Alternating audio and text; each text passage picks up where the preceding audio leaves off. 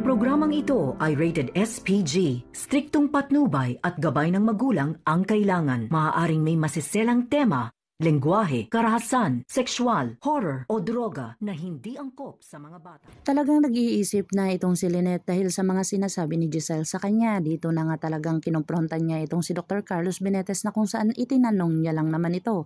Dito na nadismaya si Lynette sa mga sinasabi ni Dr. Carlos Benitez na hindi naman siya pinagbibintangan pero nagtatanong lang si Lynette pero ito ay minasama niya. Dito na agad ay nagalit itong si Dr. Carlos Benitez at dahil sa si Lynette pa daw mismo ay wala nang tiwala sa kanya na kung saan ito ang papakasalan niya.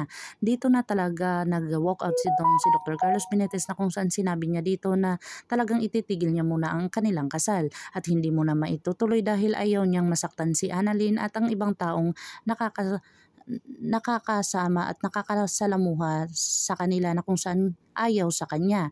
Dito na nga ay talagang guilty si Lynette sa kanyang mga sinasabi dito kay Dr. Carlos Benitez pero wala na siyang magawa at binawi na ito ni Dr. Carlos Benitez at lumabas na ito.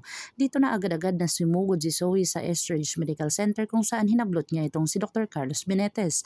Dito na nga sila nag-usap at personal silang nag-usap tungkol sa kay Dr. RJ Tanyag kung bakit daw hinampas ni Dr. Carlos Benitez itong kanyang amang si Dr. RJ. Agad-agad naman itong nagsinungaling na naman itong si Dr. Carlos Benitez na kung saan talagang hindi siya umamin. Dito na nga talagang hindi naniniwala si Zoe kasi talagang si Dr. RJ ay talagang wala namang ginagawa sa kanya na kung saan bakit niya ito pinukpok. Dito na nga talagang sinungaling talaga itong si Dr. Carlos Benitez na kung saan pilit niya pa rin itinatanggi na wala siyang kasalanan pero talagang sinabihan siya ni Zoe na talagang wala kang kwentang ama na kung saan mas pipiliin ko pa si RJ Tanyag na nagpalaki sa akin at kaysa mismo sa iyo na ikaw ang tunay kong ama. Dito na nasampal ni Dr. Carlos Benitez ang kanyang anak na si Zoe kung saan talagang paluha itong si Zoe at wala nang magawa at umalis na lang ito na kung saan itong si Dr. Carlos Benitez ay tiningnan lang ang kanyang kamay na nakasampal dito sa kanyang anak. Dito na agad-agad si Ate Neng ay nakita niya ang mga nangyari dito kay Dr. Carlos at saka kay Zoe. Agad-agad naman itong nagsumbong kay Annalyn at sinabi dito ni Annalyn na talagang dalawang mukha itong si Dr. Carlos Benitez na kung saan bakit niya nagawa iyon kay Zoe ng aking kapatid. Dito na nga ay sinundan nga ni Annalyn itong kanyang kapatid na si Zoe na kung saan talagang nagsinungaling din ito. Hindi nga ito nagsabi ng totoo na kung saan tinatakpan nila ang bawat isa.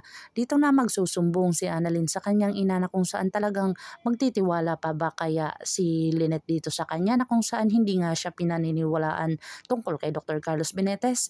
Dito kaya si Dr. RJ Tanyag ay magagalit o magsasampa ng kaso kay Dr. Carlos Benitez na kung saan talagang nakita ni Neng or sinampal niya talaga ang kanyang sariling anak. Abangan natin ang mga susunod pa na episode na ito. Ang abot kamay na pangarap. If you like my story, please like, share, and subscribe para ma-update po kayo sa mga susunod pa. Yan lamang po at maraming salamat.